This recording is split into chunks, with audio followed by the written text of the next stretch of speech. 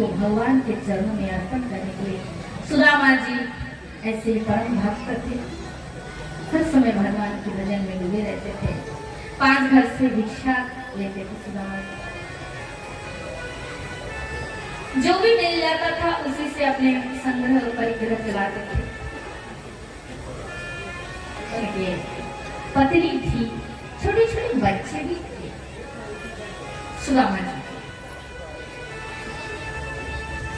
जी बहुत गरीब थे, उनके वस्त्र फटे फूटे पुराने थे, उनकी पत्नी की भी वैसी थी। देखो सुदामा जी गरीब थे पर सुदामा जी दरिद्र नहीं थे। गरीब और दरिद्र में भेद है। जिसके पास धन नहीं होता है उसे गरीब कहा जाता है, परंतु जिसके पास सब कुछ होते हुए भी जिसका मन बहुत छोटा हो उसे दरिद्र कहा जाता है। संसार में दरिद्र वो होता है जो सब कुछ होने के बाद भी जिसके मन की तृष्णाएं खत्म नहीं हुई, कोई दरिद्र है संसार में। सुदामा जी दरिद्र नहीं थे, गरीब थे।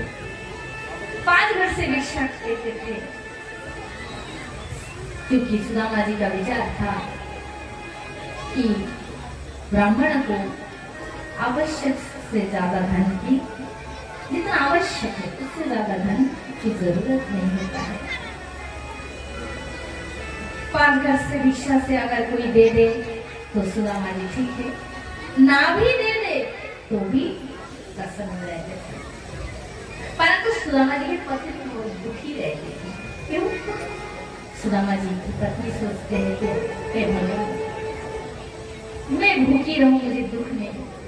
मेरे पति में भूखे रहते तो भी दुख होने के बाद भी मैं सह लेती हूँ, परंतु छोटे छोटे मेरे बच्चे वे भूख के मारे तड़पते हैं, भूख के मारे चिल्लाते हैं, माँ भोजन दो। और सुदामा जी की पत्नी कहते, पुत्र आज तो एकादशी है, बस जल पान करके ही गुजारा कर। तो ये कहते हैं माँ को बहुत दुख होती थी। छोटे छोटे बच्चे भूख के मारे तड़पते हैं, कहते माँ खाना दो, खाना। तो एक दिन सुदामा जी के पत्नी सुदामा जी के पास गए और बोले, स्वामी सुना है द्वारिकाधीश श्री कृष्ण आपका बचपन का मित्र है, एक बार उन्हीं के पास जाइए, देखिएगा हमारा जो गरीब है ना सदा के लिए दूर हो जाएंगे। तो सुदामा जी कहते, देवी अगर तुम कहोगे तो 2-4 घर से भिक्षा में ला दूंगा, परंतु मेरे कृष्ण के सामने मुझे हाथ फैलाने के लिए मत कहो, क्योंकि कृष्ण मेरे मित्र भी है और कृष्ण मेरे इष्ट भी है। 2 संबंध है सुदामा के। सुदामा जानते कृष्ण भगवान है, जानते हैं, इसलिए सुदामा जी कृष्ण की भक्ति भी करते थे और मित्र भी थे। तो इसलिए मैं कृष्ण के सामने हाथ फैला नहीं सकता, एक मित्र के स्वाभिमान को ये छोड़ देता है। इसलिए तुम कहोगे तो मैं 2 घर से मांग के ला दूंगा। सुदामा जी के पत्नी कहते, ठीक है कोई बात नहीं स्वामी। आप सुदामा जी के पत्नी कहते हैं, धन के लिए ना सही, एक बार मिलने के लिए तो जा सकते हैं, क्योंकि कब बचपन में एक साथ गुरुकुल में रहकर आप दोनों शिक्षा लेते थे। एक बार जब सुदामा जी महाराज जब शिक्षा लेते थे तब की कथा, गुरुदेव की आज्ञा से कृष्ण और सुदामा एक दिन सूखे लकड़ी लाने के लिए वन में गए थे और सुदामा जी जाते समय उनकी जो गुरु माता थी, गुरु माता दयामय थी, मैंने सोचे छोटे छोटे बच्चे जा रहे वन में लकड़ी लाने, तो सुदामा जी क्या किए, सुदामा जी गुरु माँ ने क्या किया, थोड़ा सा चना, गुरु माता के घर में चना, मैंने सोचे कि बहुत सारे विद्यार्थी जाते हैं भिक्षा लाने, किसी को चना मिल गया होगा भिक्षा में, तो वो चना की जो थैली थी वो सुदामा के हाथ में दे दिए, बोले जाओ जब भूख लगेंगे तो दोनों मित्र इसको पा लेना। उस चना को लिए सुदामा कृष्ण चल पड़े वन की ओर। सूखी लकड़ी इकट्ठे कर रहे थे, इतने में भारी वर्षा आई। छोटा मोटा प्रलय ही होगा। सुखदेव बोली कहते परीक्षित, उस भारी वर्षा में कृष्ण एक और रह गए, सुदामा एक और। और बादल चमक रहा था, भारी गर्जन हो रहे थे, पानी चारों ओर भर गया। सुदामा और कृष्ण एक हुए। सुदामा एक डाली में बैठे, कृष्ण और एक डाली में बैठे। तब उसी समय पानी तो गिर रहा है, पानी एक भाग से गिर रहा है और ठंड में दोनों कप रहे हैं। उसी समय सुदामा क्या किए, उस चने की थैली को खोले और उस चने को स्वयं खाने लगे।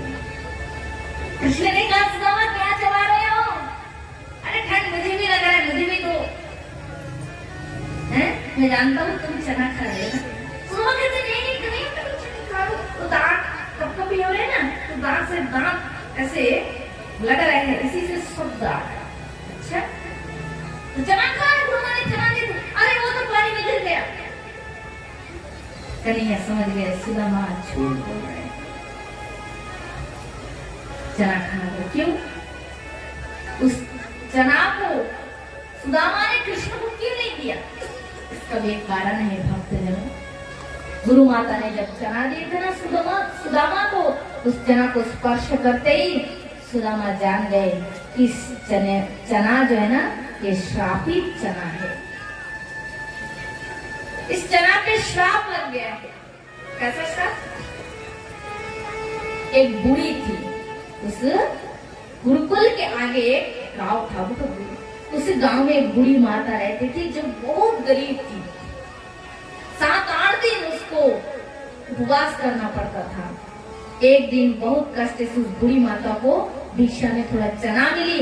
उसने सोची आज इस चना खा के मैं पेट भरूंगी। उस चना को अपने घर में रखकर वो स्नान करने गई और उसी पास से कुछ चोर जा रहे थे। चोरों ने देखा कि घर में कुछ पड़ा है। चोरों ने सोचा कि इसमें सोने की सिक्का होंगे, बड़ा सुंदर एक थैली बना हुआ है। चोरों ने उसको उठा लिया और उठा के वहां से चल पड़ा। अब कुछ दूर जैसे चोर सब सारे चोर गए और उस थैली को खुले तो देखा तो उसमें कोई सिक्का वगैरह कुछ नहीं, कुछ चना पड़ा है। तो वही गुरुकुल से उधर ही रास्ता से जा रहे थे, तो वो गुरु माँ की कुटिया की ओर उसको डाल दिए। और गुरु माँ ने क्या सोची, बहुत सारे विद्यार्थी प्रत्येक दिन भिक्षा के लिए जाते हैं और गुरुकुल का नियम है जो भी भिक्षा लाओगे गुरु को पहले अर्पण करना है, खाना नहीं है। गुरुदेव उससे कुछ लेंगे और जो तुम्हें अर्पण करना है उसी को तुम पाओगे। ये गुरुकुल का नियम था। उसी समय कब के नियम थे सब, आजकल तो सब नहीं है। तो सुदामा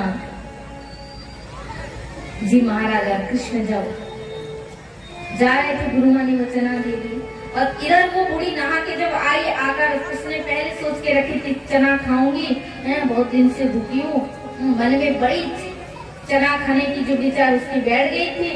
आकर नहाकर आकर देखी चना नहीं। बूढ़ी को भारी दुख हुई, आशा की थी चना खाऊंगी, रखी थी पता नहीं किसने लेकर गया। बूढ़ी के मन में भारी दुख हुआ, फिर मन में आए क्रोध और क्रोध के मारे श्राप दिया कि मेरे चने को लेकर जो खाएगा उसके जीवन से कभी गरीबी नहीं जाएगी, वो जीवन भर गरीब बना रहेगा। सुदामा जी इस चने को स्पर्श करके जान गए थे और सुदामा ने सोचा इस चने को मैं कृष्ण को नहीं दूंगा, क्योंकि कृष्ण लक्ष्मीपति है। लक्ष्मीपति अगर गरीब हो जाएगा, लक्ष्मीपति अगर लक्ष्मी शून्य हो जाएंगे तो सृष्टि नष्ट हो जाएगा, ध्वंस हो जाएगा। दुनिया के कोई भी मनुष्य जीवित रह नहीं पाएंगे, सब अकाल में मर जाएंगे। इसलिए सुदामा जी महाराज ने सोचा कि अकेला मैं गरीब रहूंगा, मैं कष्ट सहूंगा, यही ठीक है। दुनिया के करोड़ों करोड़ों लोग कष्ट में रहेंगे, उससे अच्छा मैं अकेला ही कष्ट भोगूं। क्योंकि कृष्ण अगर वो चना खाएगा तो सारा संसार लक्ष्मी शून्य हो जाएगा। क्यों? क्योंकि कृष्ण के अंदर ये संसार वसे है। इसलिए सुदामा जी ने अकेला उस चना को खाकर उस गरीबी के श्राप, उस दरिद्र बनने के श्राप को अपने मस्तक पर ही ले लिया। तो सुदामा जी ने अपने पत्नी से कहा, देवी मैं कृष्ण के सामने हाथ फैला नहीं सकता। सुदामा जी की पत्नी ने कही, ठीक है कोई बात नहीं, आप कृष्ण के सामने हाथ फैलाना नहीं चाहते तो कोई बात नहीं स्वामी, पर कृष्ण से मिलने के लिए तो जा सकते हैं। सुना है वो आपके बचपन के मित्र हैं, मिलने में क्या झिझक है, थोड़ा दर्शन ही तो करना है। तब सुदामा जी ने विचार किया, बात तो सही है, जीवन की क्या ठिकाना, कब शरीर रहे अथवा ना रहे, प्राण रहे अथवा ना रहे। क्योंकि आज तक कोई कह नहीं सकता कि मैं इतने दिन तक जीऊंगा, इतने वर्षों तक रहूंगा, ये गारंटी किसी के पास नहीं है। इसलिए शरीर रहते इस नेत्र से एक बार कृष्ण को देख लेता हूँ। सुदामा जी भावविभोर हो गए और अपनी पत्नी से बोले, देवी तुमने बड़े सुंदर युक्ति किया है, तो एक काम करो, घर में अगर कुछ देने की वस्तु हो तो जल्दी लेकर आओ, मैं अपने बचपन के मित्र कृष्ण से मिलने जाना चाहता हूँ। सुदामा जी के पत्नी ने देखी घर में कुछ देने के लिए है ही नहीं, अगर होते तो वे कष्ट में ना होते। घर में कुछ नहीं है तो पास के पड़ोसी के पास गई और पास के पड़ोसी एक स्त्री थी, उससे 2 मुट्ठे जो चिवड़े होते हैं ना, चिवड़े उधार में मांग के लाई और उससे बोली, बहन मेरे पति विदेश जा रहे, वे जब आवेंगे ना तो तुम्हारी उधारी चुका देंगे। उस चिवड़े को मांग कर लाई और देंगी, पर किसने देंगी, घर में कोई पात्र भी नहीं है। अपने साड़ी के पल्लू को फाड़ और उस चिवड़े को बांध कर थैली बनाकर सुदामा जी के हाथ में दे और उनसे कहे, स्वामी अपने मित्र द्वारिकाधीश से कहना इससे ज्यादा भला हमें क्या दे सकते हैं, हमारी क्या सामर्थ्य है। इस चिड़ों को देना अपने मित्र से, गोविंद को देना और कहना यही हमारे लिए बहुत है, इससे ज्यादा भला हमें क्या दे सकते हैं। सुदामा जी की पत्नी इतने भाव में डूब गई, उस चिड़े के थैली को अपने पति के हाथ में दिया और सुदामा जी एकदम दुबले पतले थे। भागवत में लिखा है कि सुदामा जी एकदम दुबले पतले थे, इतने दुबले उनके सारे शरीर की हड्डी दिखते थे, क्योंकि प्राय दिन उनको उपवास करना पड़ता था। सुदामा जी अपनी पत्नी से विदा लेकर चल पड़े द्वारिका नगर की ओर। ना उनके शरीर पे एक अच्छा वस्त्र है, न चरण में पहनने के लिए पादुकाएं हैं, न सिर को ढकने के लिए पगड़ी है, बस एक लाठी के सहारे और एक छोटा सा कच्छा पहने सुदामा जी और उस हाथ में लाठी चल पड़े द्वारिका की ओर। चलते जाते पत्थर कांटे चूम कर उज्जैन से रक्त की धारा बहती और सुदामा जी बार व्याकुल होकर कहते, कन्हैया हे कृष्ण, तुम्हारा द्वारिका नगर कितना दूर है प्रभु, कितना दूर है, मेरे ये 2 पागल चल के वहां तक पहुंच नहीं पा रहे हैं, मेरे भाग्य में तुम्हारा दर्शन होगा अभी क्या देखो। सुदामा जी पथ देखते हैं, चलते हैं, फिर थक जाते हैं, फिर बैठ जाते हैं, फिर चलते हैं और द्वारिका में भगवान श्री कृष्ण दिव्य दृष्टि से वो देख रहे, सारी भगवान बैठते हैं, एक बार उठते हैं, एक बार भगवान चलते हैं, फिर बैठ जाते हैं। जैसे भक्त भगवान के लिए व्याकुल हो गए। भगवान भी शांत में नहीं है, शांति भाव से भगवान भी नहीं है, शांत भाव से विराजमान नहीं है भगवान भी। भगवान भी व्याकुल हो गए अपने आप। यही तो प्रेम है, भक्त और भगवान दोनों दोनों के लिए व्याकुल हो गए। आइए सुदामा जी लंबा रास्ता चल रहे हैं और क्या कह रहे हैं?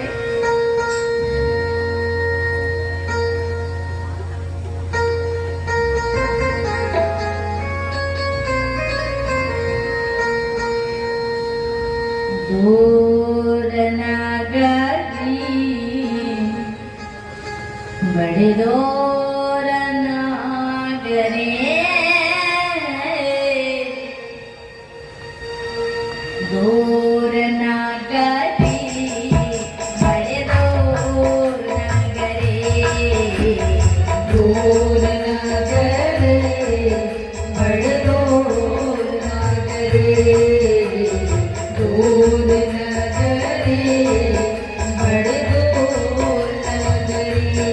कैसे आऊं मैं कन्हाए, कैसे आऊं मैं कन्हाए, कैसे आऊं मैं कन्हाए, कैसे आऊं मैं कन्हाए।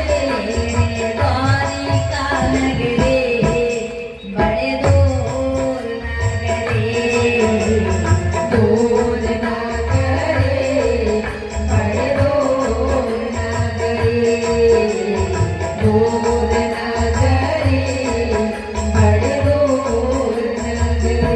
सुना हलो मन, सुना हलो मन, सुना हलो मोहन, सुना हलो मोहन। तुम दीनों के दाता मिलने चले हैं, मिलने चले हैं दीन सुदामा, मिलने चले हैं दीन सुदामा। मोहन तेरे नयन में, मन में लगन है हृदय भाव, चली ही न जाए वीर उठ खड़े होए, तुम तो कन्हैया दीनों के दाता, तुम बिन मेरे कौन सुने। दूर नगरी बड़े दूर नगरी, दूर नगरी बड़े दूर नगरी। कैसे आओ मैं कन्हाए, कैसे आओ मैं कन्हाए, कैसे आओ मैं कन्हाए। द्वारिका नगरी बड़े दूर नगरी, दूर नगरी बड़े दूर नगरी। महाराज ऐसा हो गया, सुदामा जी महाराज दिन भर चलते चलते चलते थक गए और शाम हो गया। सुदामा जी महाराज एक वृक्ष के नीचे बैठ गए। तब क्या हुआ? भगवान श्री कृष्ण उधर व्याकुल हो गए। भगवान श्री कृष्ण अपनी योगमाया का स्मरण किए और उनसे कहा कि हे योगमाया, मेरे सुदामा एक वृक्ष के नीचे बैठ गए। उसको पथ का ज्ञान नहीं है कि किस रास्ते में द्वारिका नगर होंगे। सभी माता से निवेदन है, सुदामा जी यहाँ आएंगे तभी चढ़ाना, आप लोग शांति से विराजिए, शांति से विराजिए। तो अल्लाह मत करना, यहाँ आएंगे सुदामा जी। तो सुदामा जी महाराज योग माया से कहते भगवान योग श्री कृष्ण है योग माया, तुम योग शक्ति के द्वारा सुदामा को उठाकर मेरे नगर लेकर आओ। रात्रि के समय योग माया योग शक्ति द्वारा सुदामा जी को उठाकर द्वारिका नगर लेकर आई। और जब सवेरा हुआ तो सुदामा जी क्या देखते हैं, चारों ओर मणि का बड़ा बड़ा महल है, बड़े बड़े खंबे, हजारों हजारों महल। सुदामा जी पूछते हैं वहां के लोगों से, भैया ये कौन सा नगर है? तो एक सज्जन व्यक्ति कहते हैं, भैया पंडित जी महाराज ये द्वारिका नगर है। अच्छा ये वो द्वारिका नगर है? तो क्या बता सकते हैं कि इनमें से द्वारिकाधीश श्री कृष्ण का महल कौन सा है? तो ये सुनकर बाद में कहते हैं, ब्राह्मण देवता कौन से महल के बारे में बताए? या तो भगवान श्री कृष्ण के जितने महल दिखाई दे रहे ना, ये सब भगवान कृष्ण के हैं। 25,000 महल है भगवान का, अकेला कृष्ण भगवान का 25,000 महल है। और उस 25,000 महल के बाद अन्य अन्य नगरवासियों का घर द्वार है। ये सुनकर सुदामा जी सोचते हैं किधर जाओ, कौन से महल की ओर जाओ, किधर जाने से कृष्ण से भेंट हो सकता है। इस प्रकार चलते चलते चलते एक द्वारपाल खड़े थे, द्वार पे उनके पास गए और जाकर सुदामा जी उनको हाथ जोड़कर कहते, ये द्वारपाल विनय करते हैं, एक बार जाकर उस द्वारिकाधीश से जाकर कह दो कि उसके बचपन का मित्र सुदामा उससे मिलने आए हैं। विनय करते हैं, द्वारपाल मानते ही नहीं। हाँ, इस दीन दुखी फटे पुराने वस्त्र पहनने वाले ब्राह्मण हमारे लक्ष्मीपति भगवान के मित्र, कैसे संभव हो सकता है? हाँ, दुखी दरिद्र ब्राह्मण प्रत्येक दिन आते हैं, यही दरबार दिन की आदर रीति सदा चली आई आते हैं और भगवान उनको संतुष्ट भी करते हैं। ये तो कोई नहीं कहते कि भगवान उनके मित्र हैं। ये ब्राह्मण कहता है कि हमारे स्वामी उनके बचपन के मित्र हैं। द्वारपाल इस बात को विश्वास नहीं करते। सुदामा जी फिर विनय करते, प्रार्थना करते, हे द्वारपाल एक बार जाकर कृष्ण से कह दो कि उसके बचपन का सखा सुदामा उससे मिलने आया है। एक बार जाकर एक बार कह दो। क्या विनय करते हैं?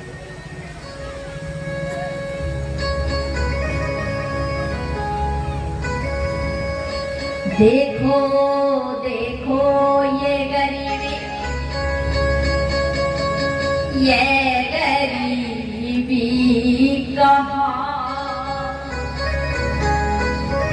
कृष्ण के द्वार पे विश्व पास लेके आया हूँ मेरे बचपन का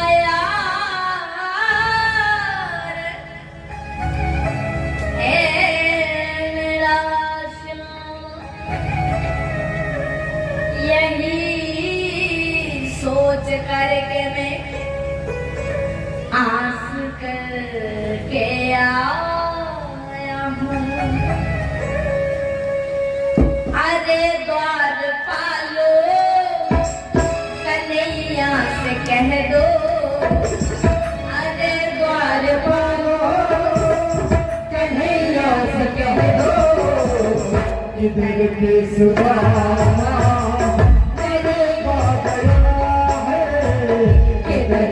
सुदामा गरीब आ गया है, भटकते भटकते हैं न जाने कहाँ से, भटकते भटकते न जाने कहाँ से, तुम्हारे महल के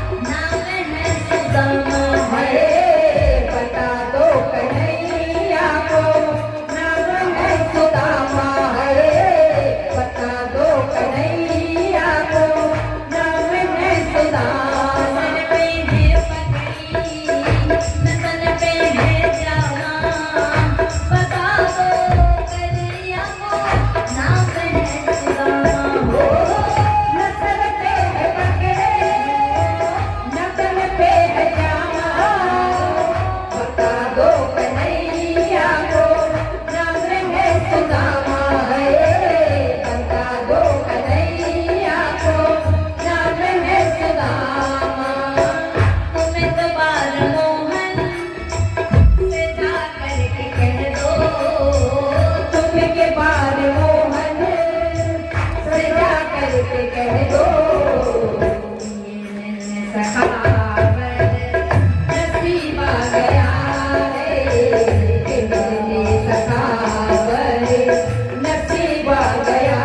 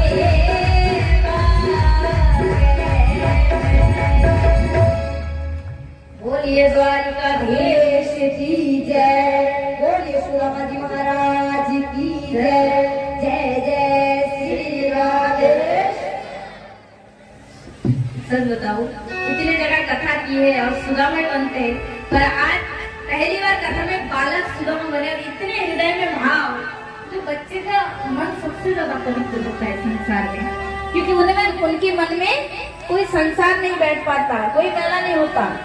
और मेरी लाइफ में मुझे बहुत खुशी हो रही है कि बच्चे सुदामा बने और छोटे बच्चे कृष्ण बने, और बच्चों के हृदय के भाव से भगवान सबसे ज्यादा प्रसन्न होते हैं। और मुझे भी बहुत खुशी हो रही है हमारे सुदामा जी महाराज के भाव को देखकर, मन अपने आप भाव में उमड़ रहे हैं, डूब रहे हैं। तो महाराज क्या बताए, श्री सुदामा जी महाराज जैसे विनय की है तो एक द्वारपाल के मन में भारी दया आ गई। उन्होंने सोचा कि ओहो, जाकर प्रभु से कह के देखते हैं, अगर प्रभु हाँ कह देंगे तब तो ठीक है, और ना कह देंगे तो ब्राह्मण को लौटा देंगे। तो सुदामा जी महाराज की भाव, उनकी व्याकुलता देखकर एक द्वारपाल महल के अंदर गए और द्वारिकाधीश के पास जाकर विनय भाव से कहते, प्रभु एक बार ताली बोल सुदामा जी महाराज की जय श्री राधे। द्वारपाल प्रभु से कहते, विनय करके कहते, प्रभु एक दीन दुखी ब्राह्मण आए हैं, बस आपके नाम बार बार कहते जा रहे हैं और कह रहे कि वो आपके बचपन के मित्र लगते हैं। तो भगवान ने कहा अच्छा हो सकते हैं, और क्या बताया उन्होंने? बोले प्रभु यही बताए कि आप उनके बचपन के मित्र है, और नाम बताए 3 अक्षर वाला, क्या? सुदामा।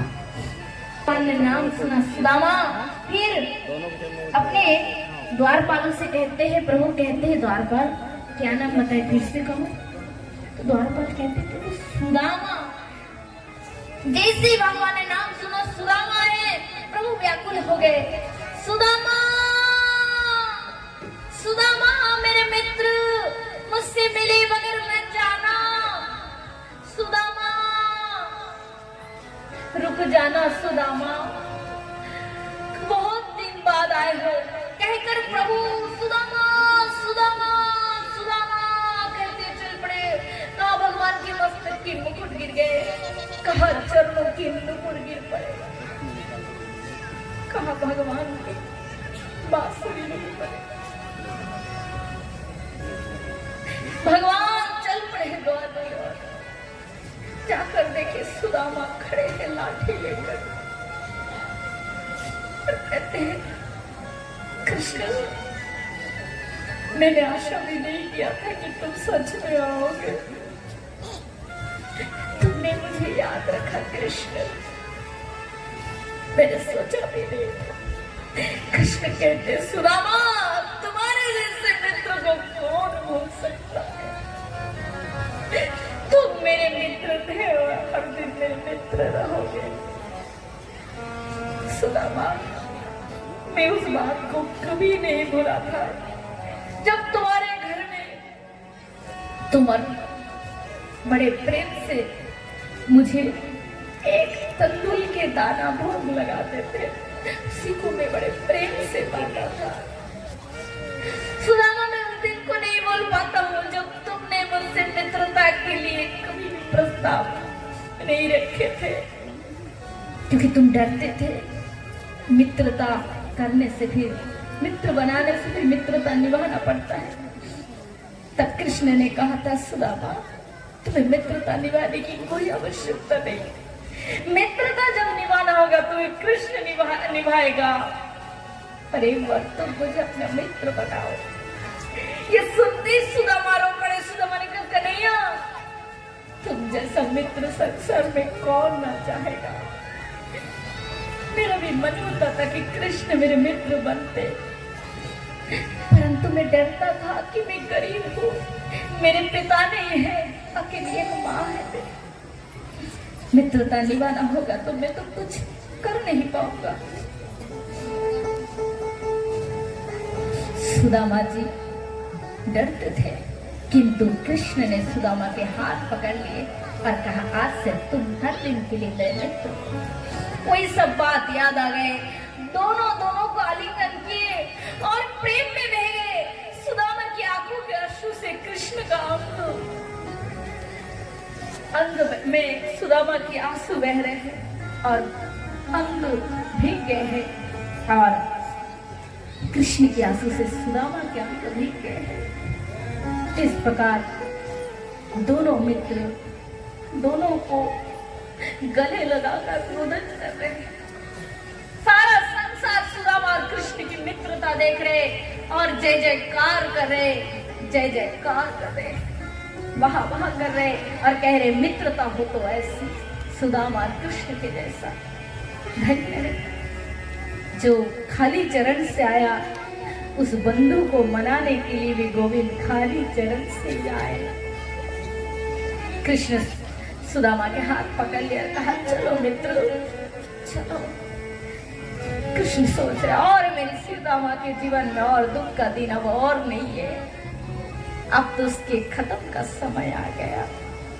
हाथ पकड़ लिए कृष्ण, अपने रथ में बिठा लिए और रथ में बिठाकर अपने अंतरंग महल में ले गए और उसी सिंहासन पर बिठा दिए जिस सिंहासन की ओर बड़े बड़े देवता तक नजर उठाकर देखने की साहस नहीं कर पाते। भगवान ने उसी रत्नमय सिंहासन पर सुदामा जी को बिठाए। लक्ष्मी आदि समस्त रानियां जो रुक्मिणी के स्वरूप है, ये सब सोच रही है ये दुबले पतले निर्धन ब्राह्मण ऐसे कौन से पुण्य किए जिसके कारण आज हमारे प्रभु भी इनके लिए व्याकुल विचलित हो गए। सब रानियां आई, आरती के थाली लेकर सुदामा जी की आरती की, पूजा की है। चरण प्रक्षालन की वारी समय आया तो गोविंद हाथ में पात्र ले लिए और सुदामा के चरण को जब देखे तो कांटे चुगे हुए थे, उसमें रक्त बह रहे थे। पर वो देखकर गोविंद ने अपनी आंखों के अश्रु से सुदामा के चरण को धो दिए। देखी सुदामा की दीन दशा, करुणा करे करुणा निधि रोए, पानी परात हाथ न लगाए, नैनन जल सो पग देखी सुदामा की दीन दशा, करुणा करी करुणा निधि रोए, पानी परातन को हाथ न लगाए, नैनन जल सो पग धोए, पानी परातन को हाथ न लगाए, नैनन जल सो पग धोए। प्रभु ने आंखों के आंसू से सुदामा जी के चरण को धोए। फिर देवी रुक्मिणी ने पवित्र जल लाई। उसी जल से मैं बताऊंगी जिनको जो मतलब सुदामा जी को जो तंदूर चढ़ाने के लिए माताएं लाई होंगी, तो अभी इसके बाद एक भजन होंगे और नहीं तो जब गीता दान होगी तभी सब गीता दान करेंगे, तब आप अपना चावल तंदूर जो है चना जो भी जो लाए सुदामा जी को चढ़ाना। तो महाराज सुदामा जी के चरण प्रक्षालन की गोविंद ने फिर स्नान की व्यवस्था की गई। सुदामा जी स्नान किए, उनको सुंदर वस्त्र पहनाया गया, परिधान कराया गया और विचार किए इतने रास्ते लंबे रास्ते से आए सुदामा मेरे मित्र, रास्ते में कुछ खाए होंगे भी या नहीं, इसलिए सुदामा जी के भोजन की व्यवस्था की। ब्राह्मण थे, फिर अतिथि रूप में थे, इसलिए प्रसाद पवाए, भोजन कराए और सुदामा जी जब भोजन करना हो गया करके फिर बैठे, तब कृष्ण ने सोचा अब मित्र से जाके दो चार बातें करना चाहिए, क्योंकि भोजन करने के बाद देखिएगा मनुष्य का मन एकदम ठंडा हो जाता है ना।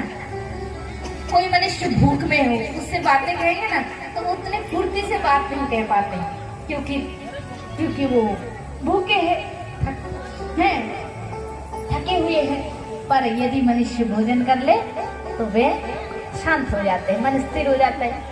प्रसाद पाना हो गया तब कृष्ण क्या किए, सुदामा जी के पास गए और सुदामा जी के पास अगर हाथ पकड़कर सब गुरुकुल की बातें सब आपस में दोनों मित्र कहने लगे, चर्चा करने लगे। इतने में भगवान कृष्ण की सब रानियां पटरानियां आकर प्रणाम कर रहे, आशीर्वाद ले रहे। सब रानियां आई तो सुदामा जी ने कहा, कन्हैया ये सब कौन है? इस नगर की माताएं है? तो कृष्ण कहते नहीं, ये कोई माताएं नहीं सुदामा, ये सब तेरी भाभियां है, भाभियां। तो सुदामा जी कहती इतनी भाभियां? तो कन्हैया कहते ज्यादा नहीं रे सुदामा, बस 16,108। अब तो महाराज, अब ठीक ही तो कहा भगवान ने, वो तो अनंत जीवों की पति है, तो 16,108 उनके लिए बहुत कम ही होंगे, है ना। अब कन्हैया कह रहे सब एक साथ आ गए हैं, मेरे मित्र कितने दिन बाद आए, और सबको सौभाग्यवती भव कहते कहते हैं, इनका तो हाथ ही थक गया होगा, इसलिए तुम एक काम करो, सब एक साथ ही प्रणाम करो। सब रानियों ने एक साथ प्रणाम की है, सुदामा जी से आशीर्वाद ली। अब कन्हैया ने कहा, सुदामा मेरे बारे में तो जान गए, अब अपनी बारे में बताओ। गुरुकुल से लौटने के बाद तुम गृहस्थ धर्म का आश्रय लेकर विवाह किए कि नहीं, अथवा ब्रह्मचारी रह गए? तो सुदामा जी ने बताया, नहीं कन्हैया, माता की आज्ञा हुई तो हमने भी विवाह किए, संसार किए। अच्छा सुदामा, तूने विवाह भी कर लिया है यार। सुदामा तू कैसा मित्र है, अपने मित्र की एक बार बुलाया भी नहीं। तो सुदामा कहते, कन्हैया तू तो पहले जैसा ही, अभी भी वही नटखट है, खुद तो छिपे छिपे 16,108 विवाह किए, मुझे कितने बार बुलाए हैं, और मैंने ना बुलाया तो कह रहा है। तो कन्हैया कह रहा है, अच्छा ठीक है, हिसाब किताब बराबर हो गए, तूने भी नहीं बुलाया, मैंने भी नहीं बुलाया, ठीक है। पर सुदामा विवाह किए, अर्थात घर में भाभी जी होंगी, तो हमारी भाभी माँ हमारे लिए आते समय कुछ भी नहीं भेजे सुदामा, हैं कुछ भी नहीं भेजे हैं? अवश्य भेजेंगे, दिखाओ मेरे भाभी जी ने मेरे लिए क्या भेजे, दिखाओ। ये कहकर कृष्ण हाथ पकड़ के खींचने लगे। सुदामा जी को संकोच हो रहा था, वे सोच रहे थे कि लक्ष्मीपति है, कृष्ण एकमात्र लक्ष्मी के अधिपति है, उनके सामने में साधारण चिवड़ा कैसे भोग लगाओ, कैसे अर्पण करो। सुदामा जी लज्जित होकर सिर झुका दिया। तब भगवान श्री कृष्ण ने क्या किए, सुदामा जी के बगल से चिवड़े के थैले को छीन लिए है। बोलो भक्तवत्सल भगवान की जय, जय जय श्री राधे। और उसे खोलकर एक मुट्ठी पाली। एक मुट्ठी पाकर सुदामा जी को एक लोग भगवान ने दे दिया, दूसरी मुट्ठी पाए दूसरा लोग दे दिया, और तीसरी मुट्ठी जब पाने जाएंगे तो स्वयं लक्ष्मी जी आकर हाथ पकड़ ली, और उन्होंने कहा, प्रभु अकेले ही सारे प्रसाद पाएंगे? अरे अर्थात लक्ष्मी जी ये कह रही इशारे से, 2 लोग सुदामा को दिया, ये उसके लिए बहुत है, अपना घर भी दे दोगे तो कहाँ रहोगे?